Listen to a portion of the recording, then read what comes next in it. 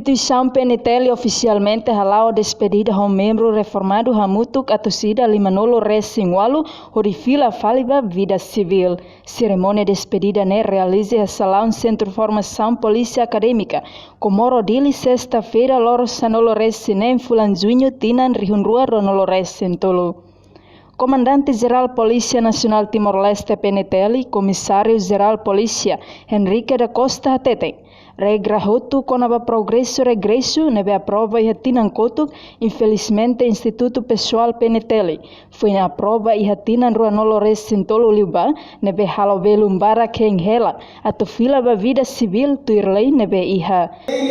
Kita iha regras sira hotu konaba processo regresso, mai PNTL, nebe aprova e tinan balo bakotu.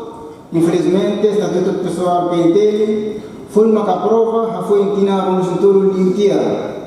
Nebe halu itene colega barak, hera idane, o insa maksira benefila by vida civil, o direito nebe merece tuir Nune Comandante-Geral Henrique da Costa agradece a membro reformado Sira nia dedicação nebe Sira hatudo ona durante tinan ruanolo liuba nebe contribui ona para desenvolvimento instituição PNTL povo no raidobeng idane. Marca presença e cerimônia de despedida, né?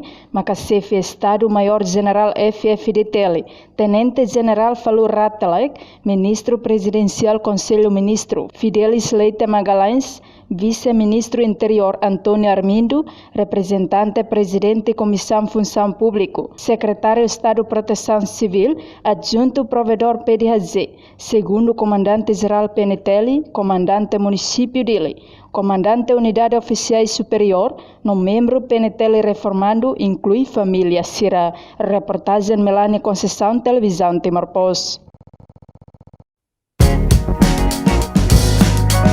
Janela Informação, bem roto. Atual informação atual dia Clio, que tahaluha. Anehan botão subscribe, like, halo, comentário, no faz tudo também mídia social roto.